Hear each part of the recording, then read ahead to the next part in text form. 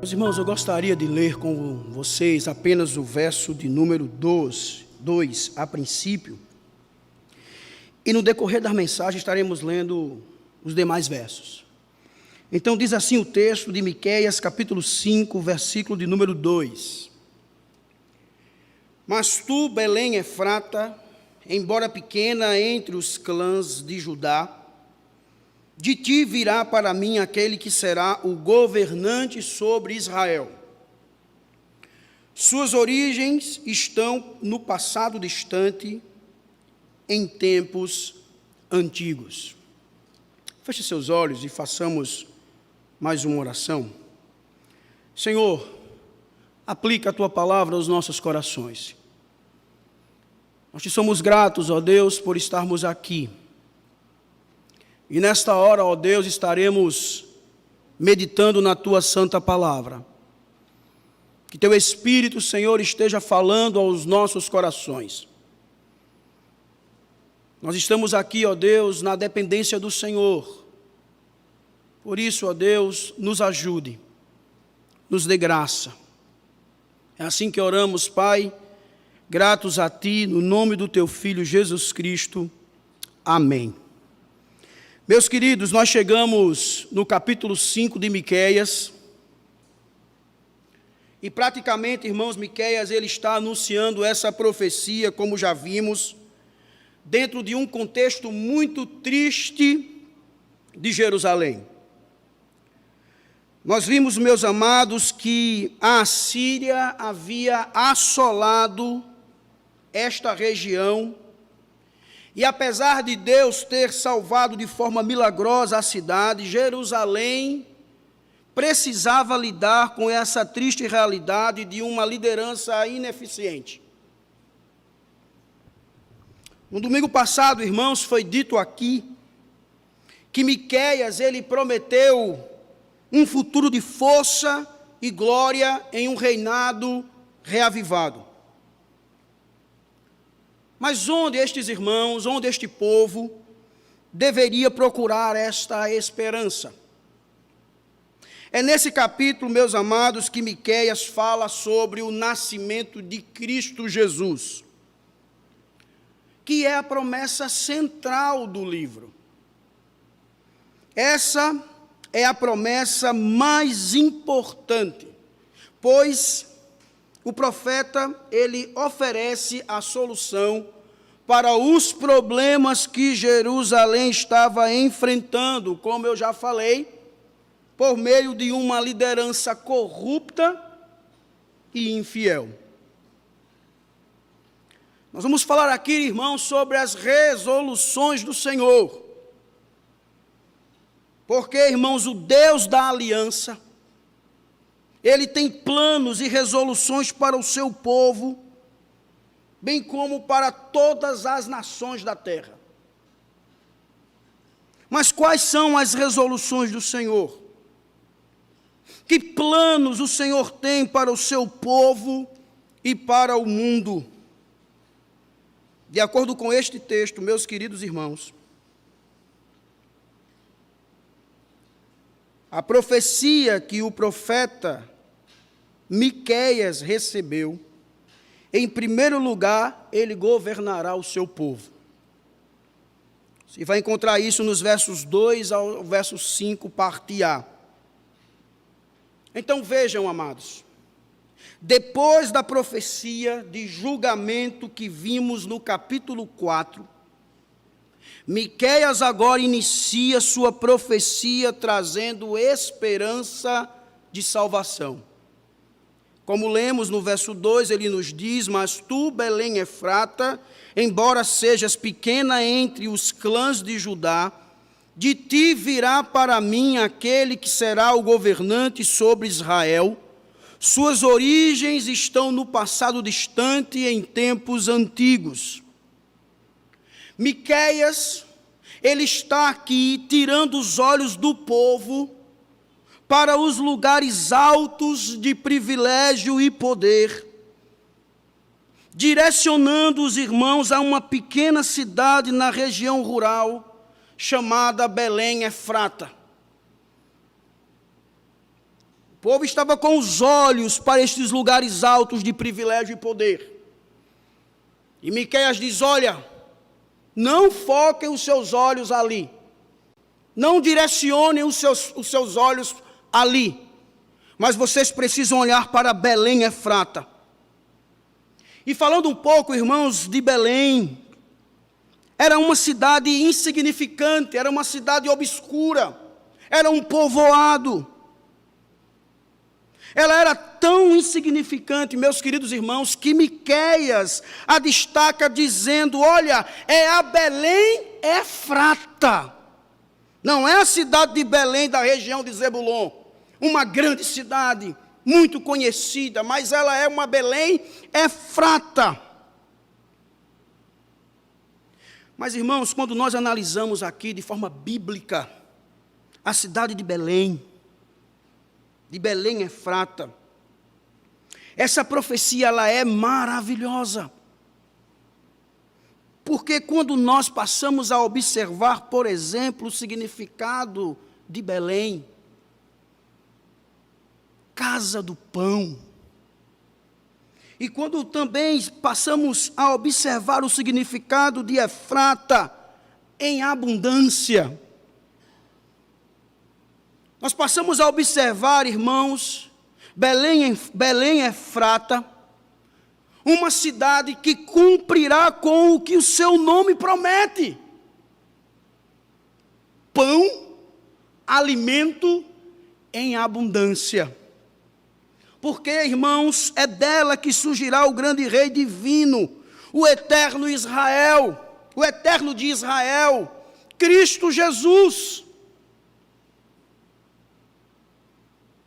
Nós percebemos também, irmãos, neste verso, a glória desse governante. Em outra versão nos é dito, e cujas origens são desde os tempos antigos, desde os dias da eternidade.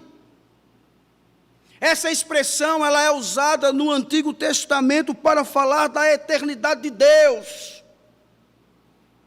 Porque aquele que nasceria em Belém Efrata, ele é eterno.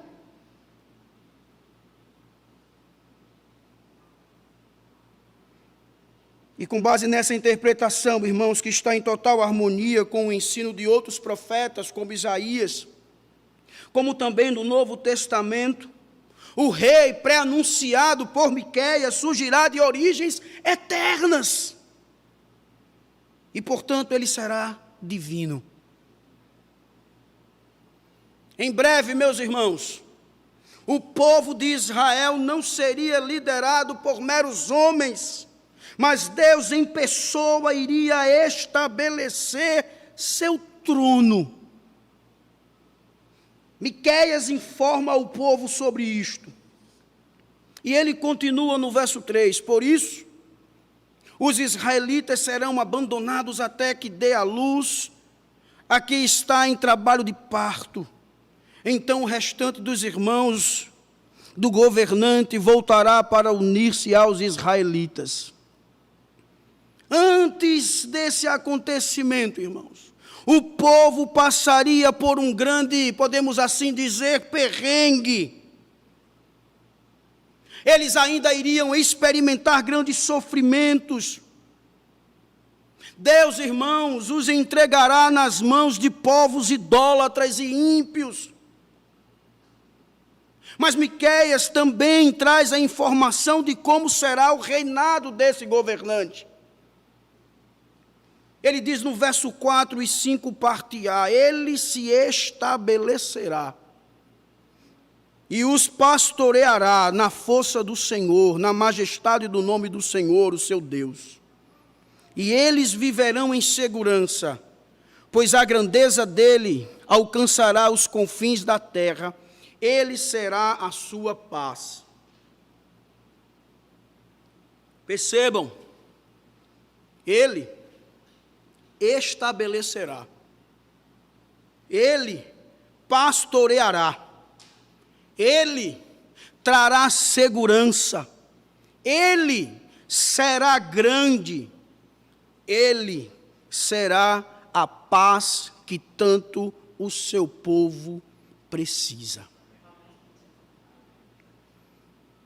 que podemos então, irmãos, tirar de aplicações desta profecia para as nossas vidas? Em primeiro lugar, devemos observar, irmãos, que o caminho da salvação de Deus é contrário às expectativas humanas. Como assim? Deus, irmãos, ele age dessa forma. Lembram de Davi? Quem era Davi? Como se deu o chamado de Davi? Davi, meus irmãos, era um jovem. Quando Samuel chegou em sua casa, todos os seus irmãos foram apresentados e Davi não.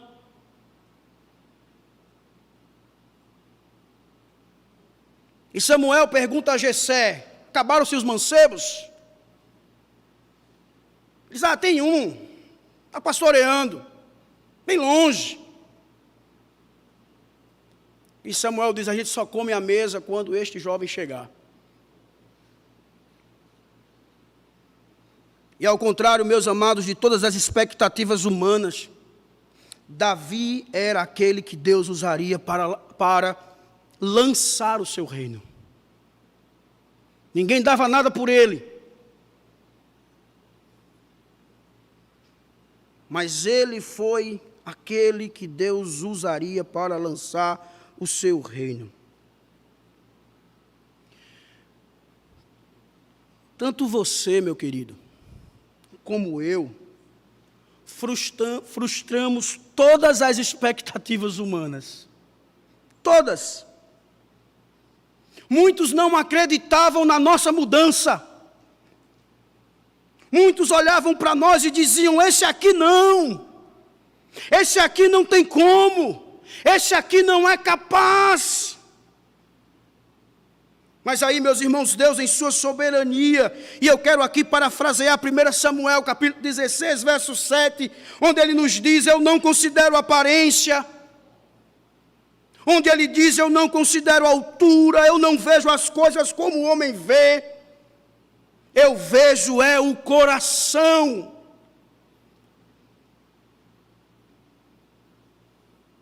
Esse aqui não tem jeito, nem Deus dá jeito, Deus dá. Deus deu, estamos aqui.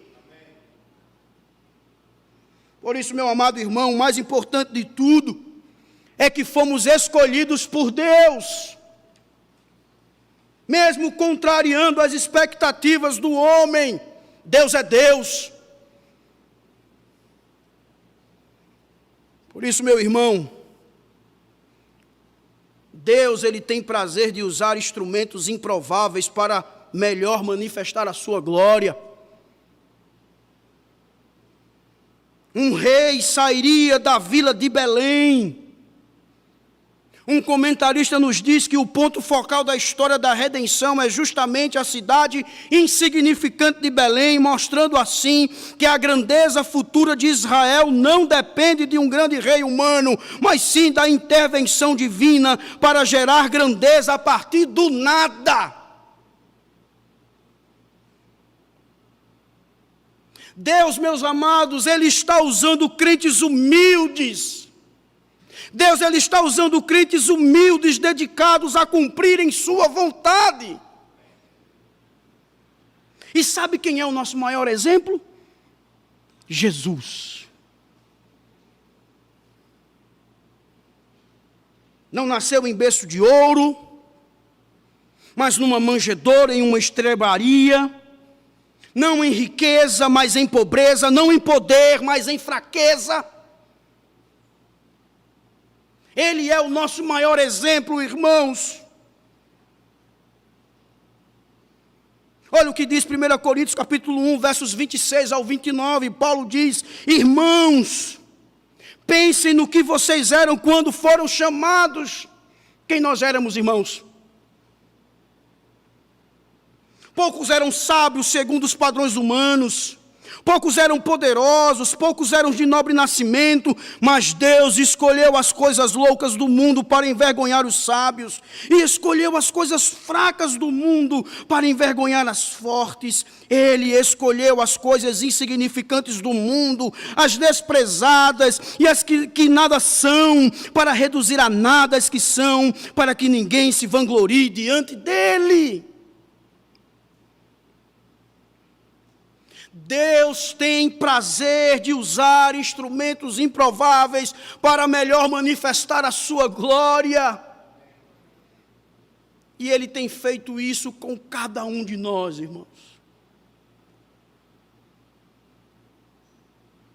Ainda olhando para essa profecia, percebemos também que a esperança verdadeira dos cristãos é a graça soberana de Deus.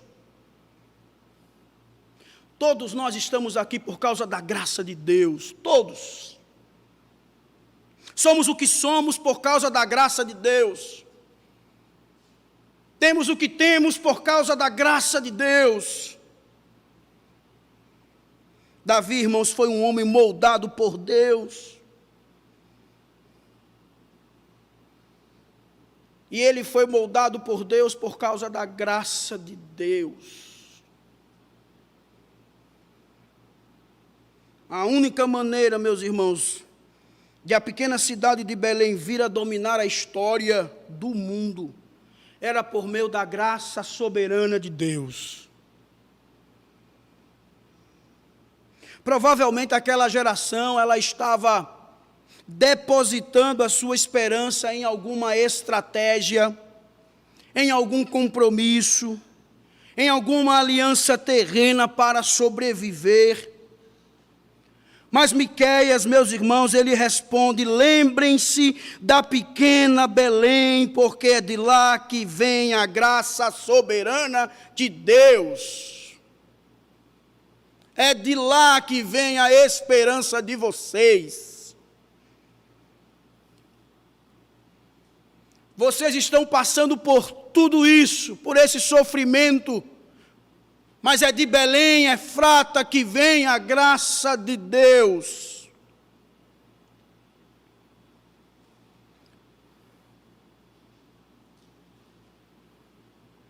Você quer ver de forma mais nítida a graça de Deus se manifestando na sua vida? Olhe para a cruz. Olhe para Cristo.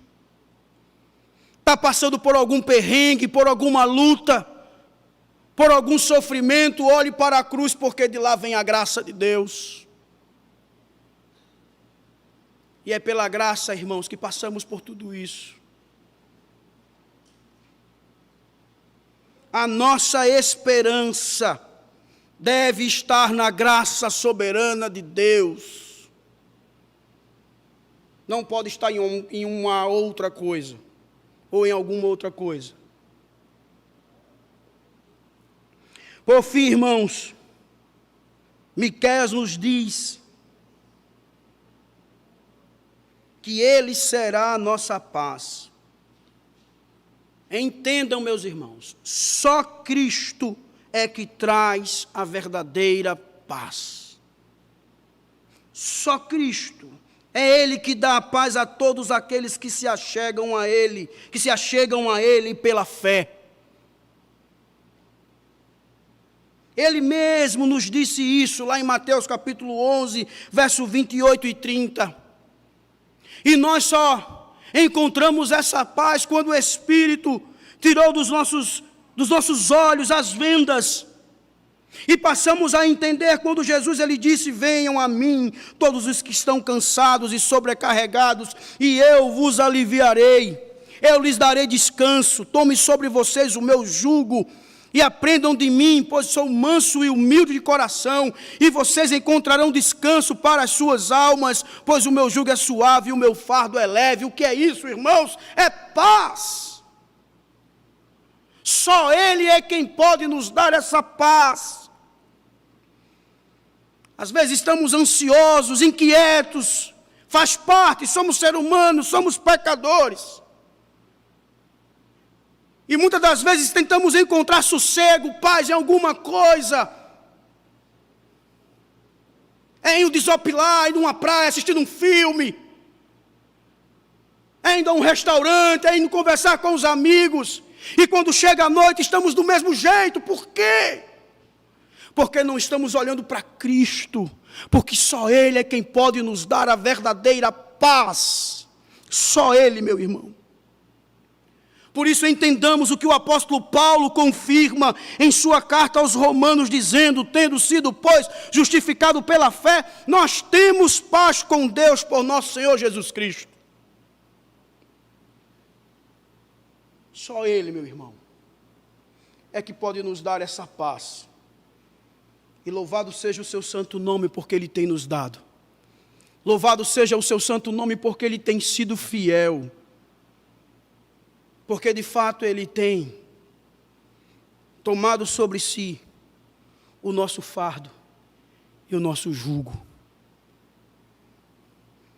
De acordo com a profecia de Miqueias, que Miqueias recebeu em segundo lugar, Ele levantará a sua igreja, irmãos. Nós encontramos isso no verso 5, parte B ao 9. E olhando, irmãos, para essa cena distante, Miqueias, ele anunciou que os futuros inimigos de Israel seriam derrotados. Ele nos diz nos versos 5b e 6, quando os assírios invadirem a nossa terra e marcharem sobre as nossas fortalezas, levantaremos contra eles 7 pastores, até 8 líderes escolhidos. Eles pastorearão a Assíria com a espada e a terra de Nimrod com a espada empunhada. Eles nos livrarão quando os assírios invadirem a nossa terra e entrarem por nossas fronteiras. Vejam que Miqueias ele está apresentando outros planos do Senhor para Israel no desenvolver da história da redenção. E eu gostaria de chamar a sua atenção para o seguinte. Primeiro, se passarmos a interpretar, irmãos, estes versos de forma literal, nós seremos levados a uma grande confusão. Por quê? Porque nos foi dito em sermões passados que por volta do ano 700 a.C., o reino do norte já havia sido invadido e levado cativo pela Síria. Ora, de novo, se eles já foram levados cativos pela Síria, eles vão novamente. Nós não podemos olhar para este texto, para esta porção de forma literal. O que Miqueias, irmãos, está trazendo aqui, ou está descrevendo, é o triunfo final sobre o mal. Basicamente, como diz um comentarista, os profetas costumavam revestir o cumprimento futuro em roupas de situações atuais. Então, diante daquela situação que Miqueias estava vendo, ele pega aquela situação para ilustrar o que iria acontecer no futuro. Ele pega aquele sofrimento, aquela dor que o povo estava passando, por causa do reinado da Síria, sendo cativos pela Síria. Ele diz: olha, isso aqui vai acabar. Haverá uma grande vitória no final.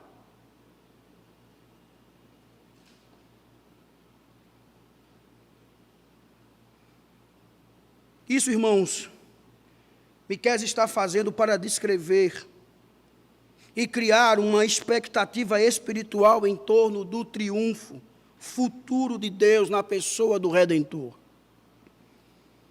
Isso sobre os inimigos do seu povo.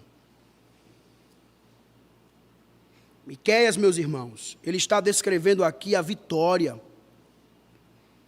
Basicamente ele está dizendo: levantaremos 7 pastores. Levantaremos 8 líderes escolhidos que com a espada pastorearão os nossos inimigos e nos livrará das mãos deles. 7 pastores, 8 líderes, isso significa muitos. Estamos aqui, irmãos, diante de um capítulo escatológico. São realidades futuras que serão desencadeadas pela obra de Jesus Cristo. Então entendamos isso. Voltemos ao texto, verso 7.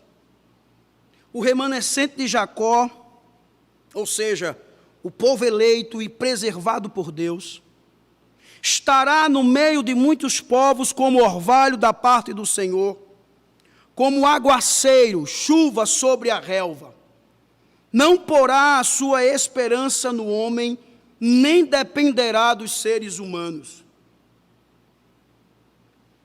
Aqui Miqueias está nos informando que Deus levanta o seu povo a fim de fazer dele uma bênção para todas as nações.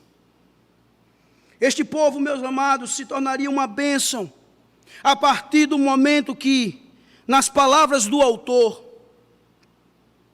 não coloca a esperança no semelhante, nem depende de ninguém além de seu Deus.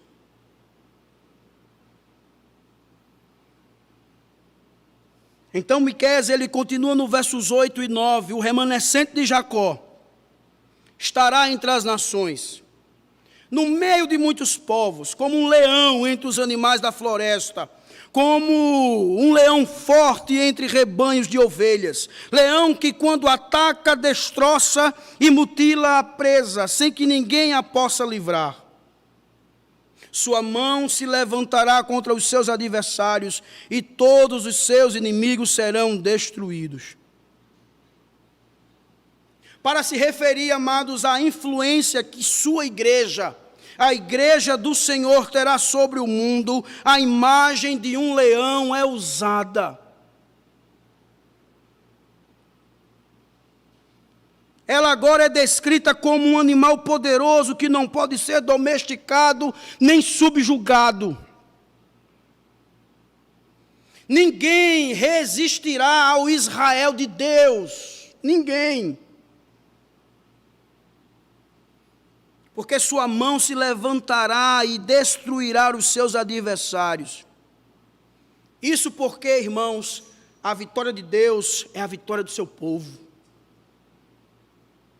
Deus em sua graça, Deus em sua providência, preserva a sua igreja e faz dela uma participante ativa do seu triunfo sobre o mal. Devemos entender isso. Por isso, meus irmãos, Deus tem levantado a sua igreja no decorrer da história. A igreja do povo de Deus é sempre um remanescente no mundo. Diz um comentarista, como o Messias, o povo de Deus, emerge pequeno e fraco entre as nações e se torna grande por iniciativa divina. Deus, irmãos, quer que sua igreja venha a exercer um papel decisivo no mundo. Da mesma forma que Miqueias fala para o povo de Israel, que deve ser como orvalho, e que não depositará a sua esperança no homem, nem dependerá dos seres humanos, nós como igreja devemos ser assim também. E aí, irmãos, vem a minha memória, o que a chuva, por exemplo, traz para o agricultor? Alegria, abundância, alimento, boa colheita. A igreja, irmãos, deve trazer vida para o mundo e esperança para a eternidade. Ainda falando de Davi, ele falou dessa forma sobre aqueles que reinam em temor e influência celestial. Ele nos disse lá em 2 Samuel 23, verso 4, é como a luz da manhã ao nascer do sol, numa manhã sem nuvens, é como a claridade depois da chuva, que faz crescer as plantas da terra. Esse deve ser o efeito dos cristãos no mundo de hoje, trazendo vida e renovação.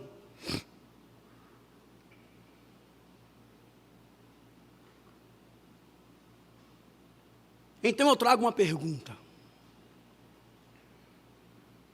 Você tem sido um orvalho? Um orvalho que cai do céu? Você tem sido uma brisa de ar fresco, moralmente puro? Você já parou para pensar no estado da moralidade da nossa sociedade e da miséria causada pela vida ímpia?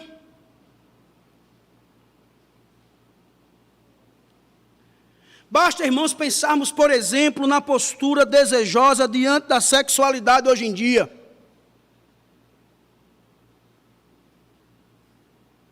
A pureza, irmãos, sexual dos cristãos não deve ser apenas um lembrete da verdade moral, mas também deve despertar uma ambição à nobreza que nossa sociedade perdeu. Você tem sido como um orvalho que cai do céu? Você tem sido uma brisa de ar fresco, moralmente puro? Meu irmão, eu confesso, tenho visto muitos crentes que não têm sido como um orvalho que cai do céu. Não tem sido essa brisa de ar fresco, moralmente puro. Nós encontramos, irmãos, à nossa volta um deserto. E o que é que estamos fazendo? Nada. Será, irmãos, que estamos desejando desfrutar desse deserto que não tem nada de bom a nos oferecer?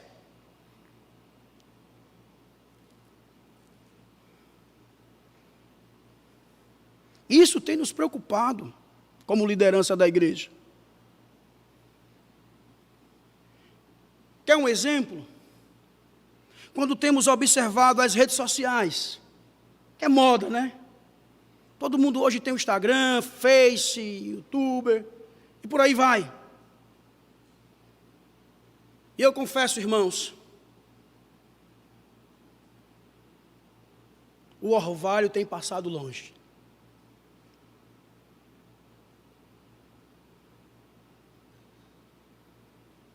Muitos não têm sido como o orvalho que cai do céu.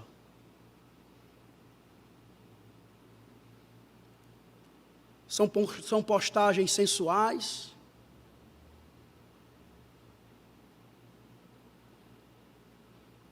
São postagens de poucas roupas. Se envolvendo com assuntos que só traz desunião, confusão.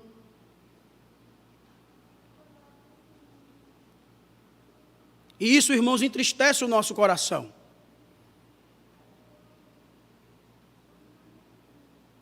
Meus amados, a profecia bíblica não é uma diversão para os curiosos. É um encorajamento para aqueles que a levam a sério.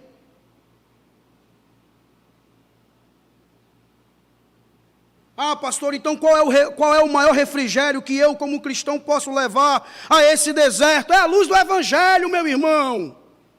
É Cristo. Observem, muitos à sua volta estão sem sono. Muitos à sua volta estão desesperados. Muitos à sua volta estão desejosos de morrerem. Muitos à sua volta estão sem esperança, sem sentido para a vida, meus irmãos.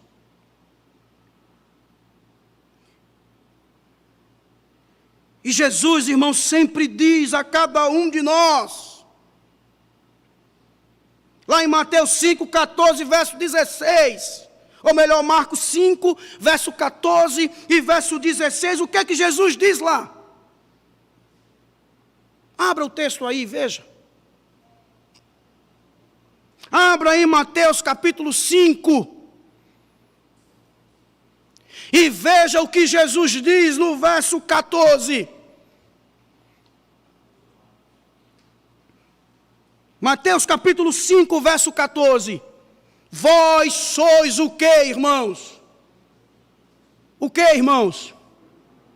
Mais uma vez, irmãos.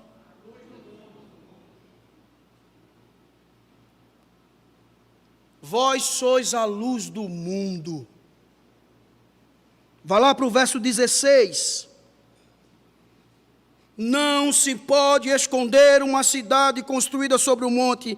Agora o verso 16: assim brilha a luz de vocês diante dos homens, para que vejam as suas boas obras e glorifiquem ao Pai de vocês que está nos céus. Meus irmãos, o mundo precisa olhar para nós e ver a luz de Cristo. O mundo precisa olhar para você e ver a luz de Cristo, para que eles possam também glorificar a Deus, para que eles possam glorificar ao Pai.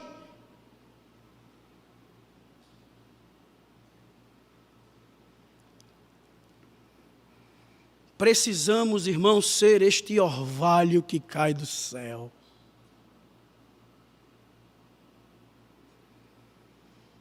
Outra lição, irmãos, é que a igreja não deve ser domesticada pelo mundo.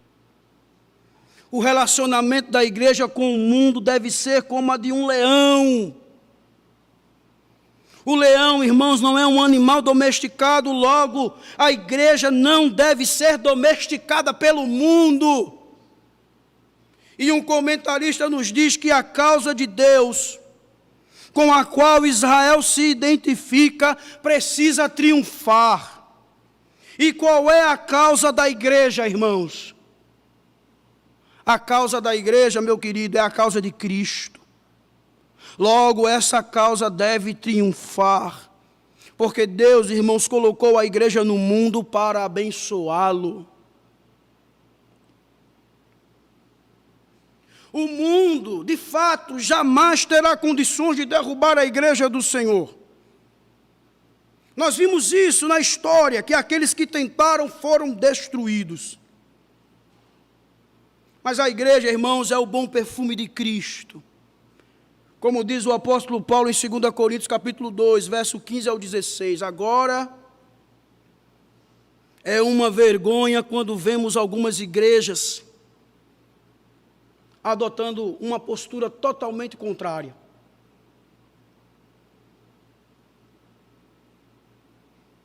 Onde elas não têm sido um perfume agradável. Infelizmente, temos visto essas igrejas adotando métodos mundanos. Pensam que, por não poderem vencer o mundo, se unem a ele. Vamos mudar os nossos métodos para alcançarmos as pessoas. Vamos fazer assim para que as pessoas cheguem até a igreja. Vamos mudar a nossa forma, vamos ser mais atrativos.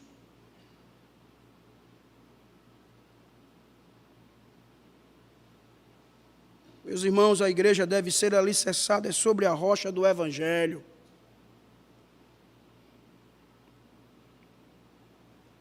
Nós devemos nos alicerçar em Cristo. A nossa prioridade é Cristo. É o Senhor.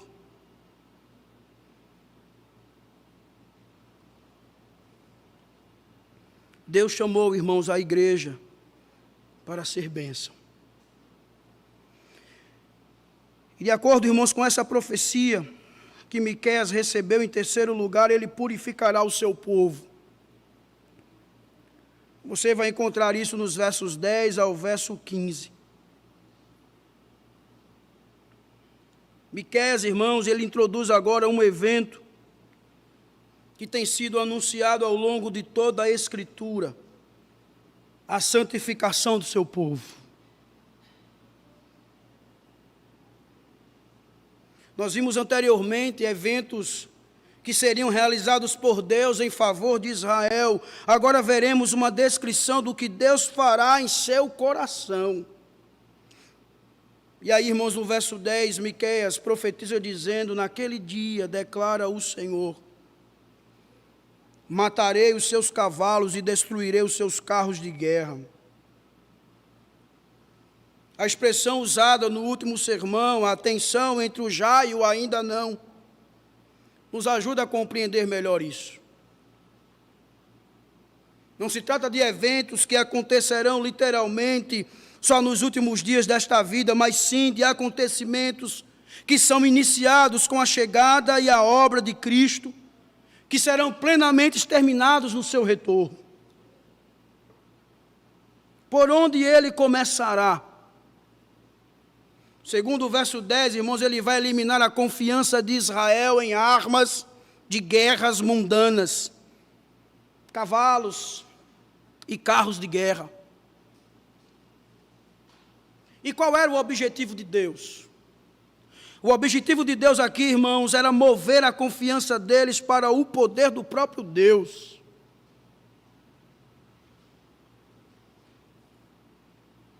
A fé no poderio militar deve dar lugar à fé no Senhor dos Exércitos.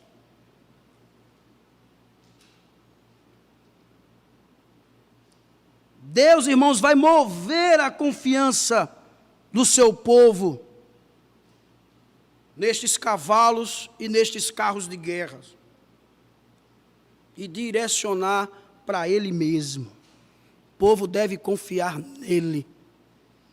O que mais? Verso 11, destruirei também as cidades da sua terra e arrasarei todas as suas fortalezas. Deus agora, irmãos, irá retirar a segurança de suas fortalezas. Deus, irmãos, os ensinará que só Ele é o refúgio e fortaleza. Só Ele é auxílio sempre presente na adversidade. Mas Miqueias continua dizendo: acabarei com a sua feitiçaria e vocês não mais farão adivinhações. Percebam que os alvos vão se tornando mais profundos.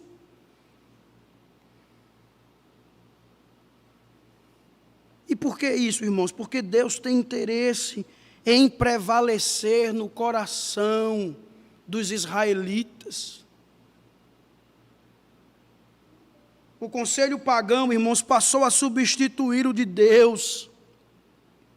E à semelhança dos ímpios, a nação de Israel depositou o seu futuro e o seu descanso em outras promessas e previsões que não as de Deus. Deus, irmãos, tem que prevalecer. Então Miqueias, ele conclui nos versos 13 e 14, dizendo: destruirei as suas imagens esculpidas e as suas colunas sagradas. Vocês não se curvarão mais diante da obra de suas mãos. Desarraigarei do meio de vocês os seus postes sagrados e derrubarei os seus ídolos. Israel tinha levantado para si toda sorte de ídolos. Passaram a chamar de Deus aquilo que eles levantaram com as suas próprias mãos. Isso, irmãos, era abominável ao Senhor. Eles estavam quebrando, ou melhor, eles quebraram o primeiro mandamento lá em Êxodo 20, verso 3, que diz: não terás outros deuses diante de mim. Porque Moisés jogou aquelas duas tábuas no chão e quebrou, logo de primeira. Quando ele desceu do monte, quando ele observou, estava o povo adorando um bezerro. Moisés diz: não vou nem ler. Não vou nem ler. Porque o primeiro já diz o quê? Não terás outros deuses diante de mim. E esse povo, irmãos, havia construído vários ídolos e adorado.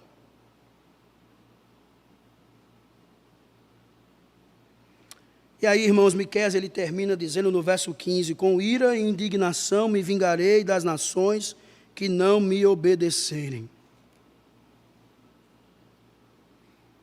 E olhando para este verso, irmãos, haverá um dia em que a desobediência das nações será retribuída por Deus por sua ira santa, e Ele vingará a sua honra perante os infiéis. Ou seja, ninguém resistirá ao peso de sua mão.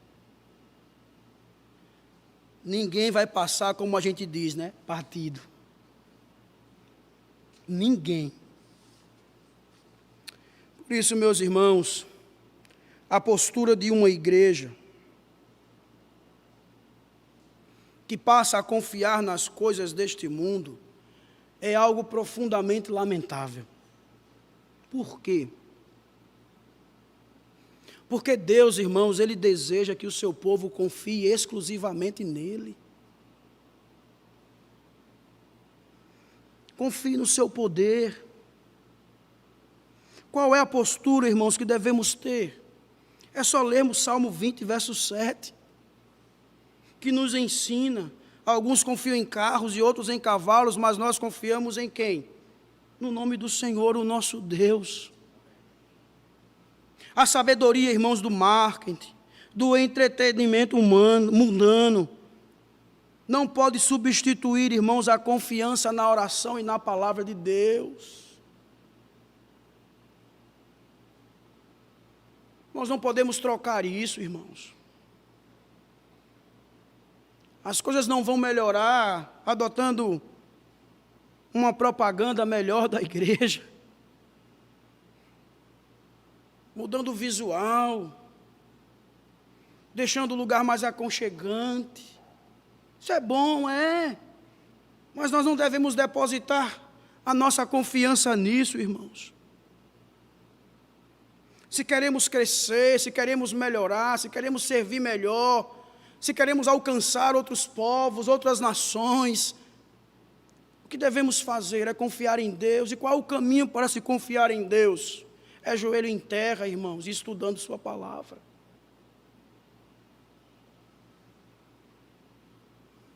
Uma outra lição é que o povo de Deus não pode se orgulhar de sua fortaleza.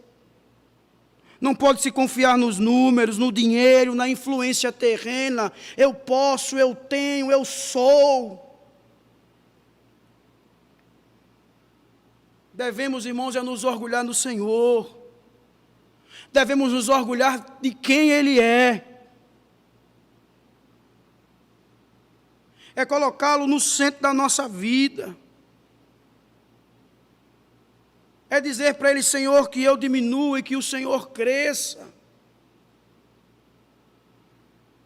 Não é ficar buscando glória para si. Quem nós somos, irmãos? Pecadores miseráveis, que se não fosse pela graça de Deus não estaríamos nem aqui. E olhe lá, se vivos.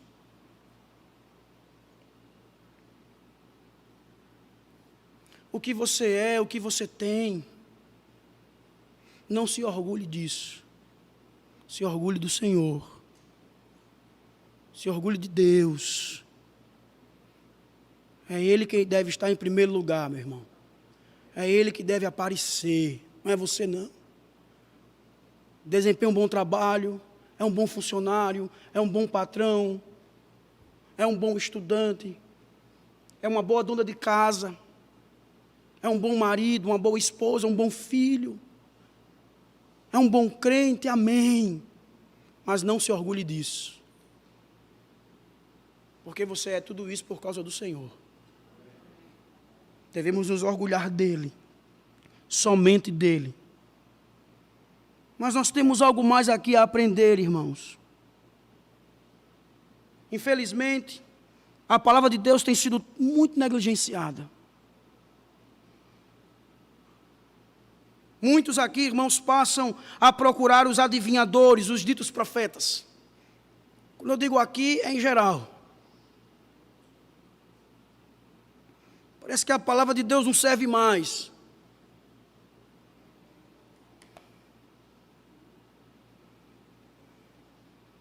Precisamos de algo mais. Uma certa vez, vindo do seminário, com alguns colegas, passamos à frente de uma seita. Essa que fica do outro lado da Epitácio. E estava lá o cara dizendo assim: Deus, faz algo, porque só ler a tua palavra não tem sido suficiente. Não está dando certo. Nós não estamos vendo o teu poder. Então faz algo. Muitos irmãos estão buscando as ditas casas de oração, onde lá tem os vasos de poder, os vasos de fogo.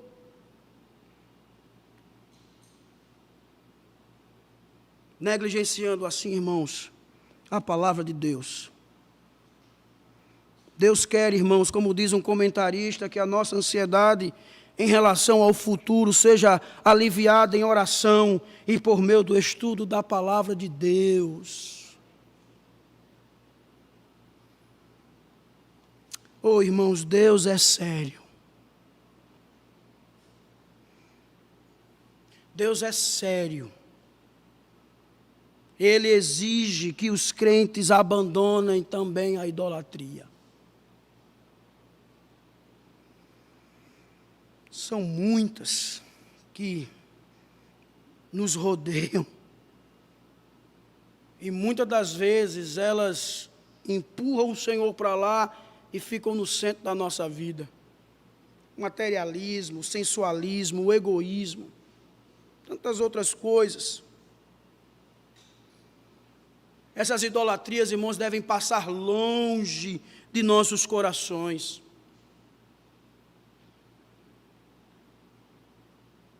Nunca esqueçam do primeiro mandamento: não terás outros deuses diante de mim.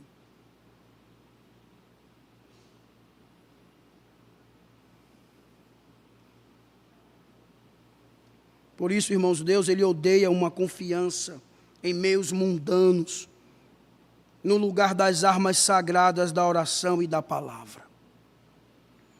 Deus, irmãos, Ele odeia o orgulho e a autoconfiança.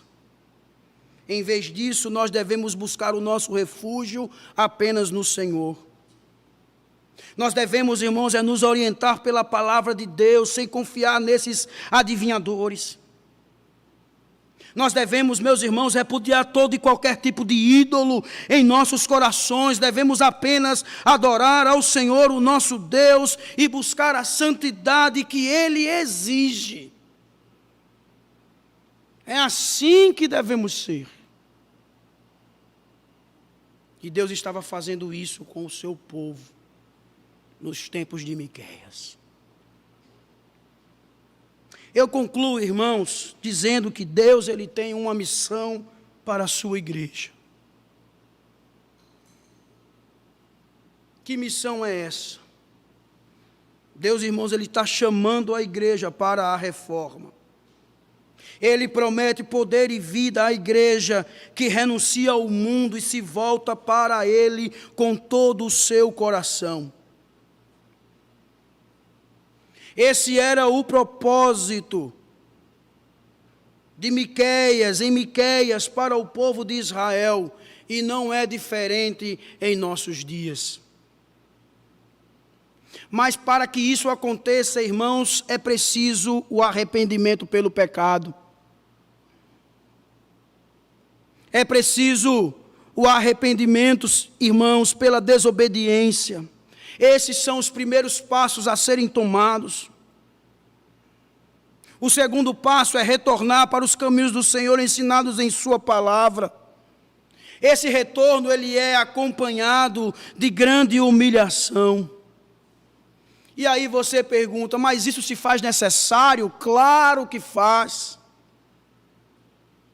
Porque, irmãos, ao atentarmos para as resoluções do Senhor, nós seremos levados a um avivamento que só Ele pode conceder. Se fizermos assim, Cristo, irmãos, nos reviverá com vida e passaremos a sermos bênçãos para o mundo, orvalho sobre o deserto. Se fizermos assim, irmãos, o Senhor nos dará forças para que o seu evangelho da salvação continue vitorioso. Se fizermos assim, irmãos, consequentemente estaremos prontos e esperançosos para uma outra promessa. Que promessa?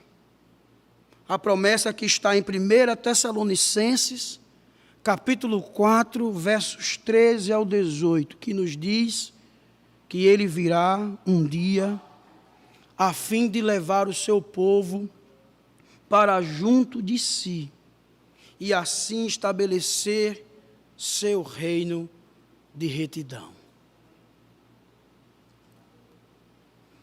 Eu espero, meu querido irmão, que o que ouvimos aqui hoje, essas resoluções do Senhor, nos leve a termos esta esperança. Esperança que o povo dos tempos de Miqueias teve, de que um dia o Messias viria. E hoje nós temos a certeza que ele veio, mas ele também nos deixou uma promessa que ele voltará e virá buscar a sua igreja para junto de si. Que Deus nos ajude, irmãos. Que Deus nos dê força. Que Deus nos dê graça. Feche seus olhos. Curve a sua cabeça. Ore ao Senhor. Coloque a sua vida diante de Deus, meu irmão. Se você aqui não conseguiu assimilar tudo o que eu falei, mas pelo menos um ponto, alguma coisa que te chamou a atenção, que Deus falou ao teu coração, que tocou no profundo do seu ser, clame a Deus: Deus, tem misericórdia de mim. Me ajude nessa área. Me ajude, Senhor, a caminhar em santidade de vida. Me ajude, Senhor, a te levar cada dia mais a sério. Me ajude, Senhor, a caminhar esta jornada contigo de maneira santa, digna do Evangelho. Que Deus, a cada dia, a cada instante, continue derramando a graça dele em nossas vidas.